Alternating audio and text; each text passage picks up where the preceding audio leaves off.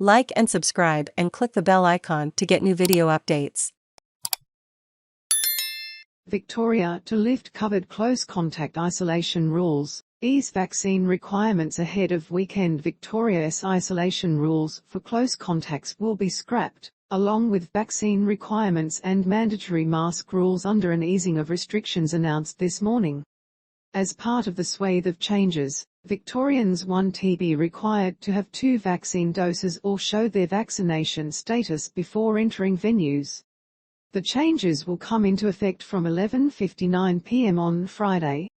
The requirement for staff and patrons of venues to check in using the Services Victoria app will end, and operators will not be required to maintain attendance records or maintain a covered marshal.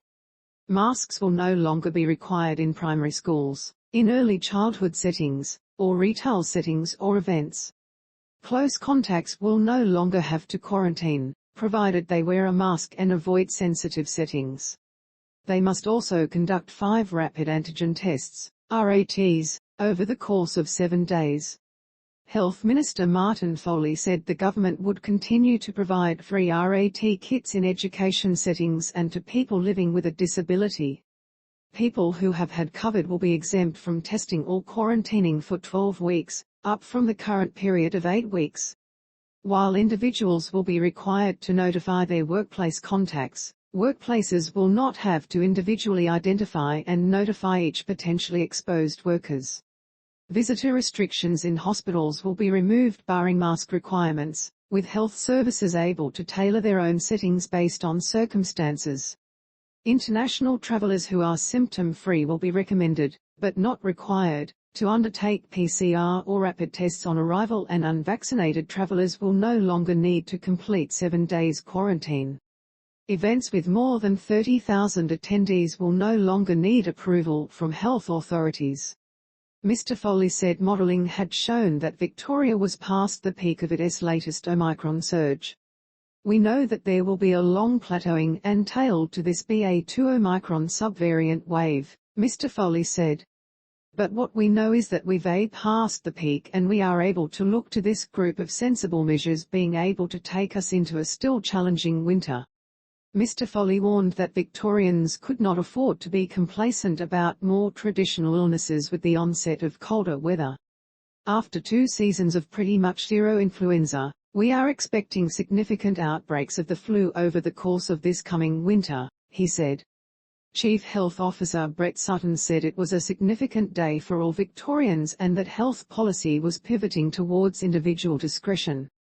Professor Sutton said the high vaccination rates contributed to the easing of restrictions and that mandates for booster doses would remain in place in critical industries such as healthcare, disability, education and food distribution. More than 2/3 of Victorians over 16 have had a booster shot, while 94.5% of Victorians over 12 have had 2 doses. We've reached that milestone in just 5 months. The vaccine rates among older Victorians are even higher, Professor Sutton said. We've got 90% coverage for those over 70, 85% for those over 65, 82% for those over 60, really terrific figures. Victoria reported 10,628 new COVID cases and 14 further deaths on Wednesday, bringing the total number of active cases in the state to 53,518. There are 437 people in hospital, including 34 in intensive care and 12 on ventilators. Health expert warns against mixed messaging on COVID. Epidemiologists have been split on the decision to ease restrictions, with concerns that cases are still too high to justify changes.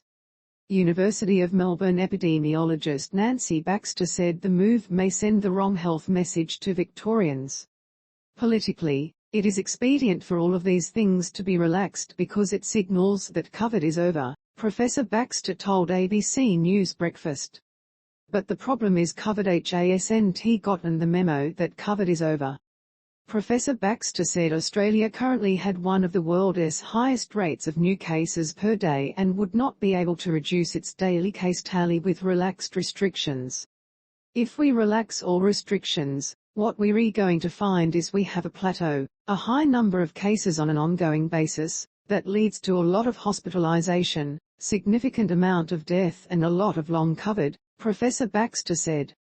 That is what we're resetting ourselves up for by basically wanting to act like it is 2019.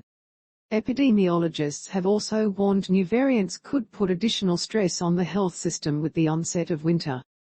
The BA.4 and BA.5 Omicron variants were detected for the first time in Australia last week through wastewater samples taken in Melbourne.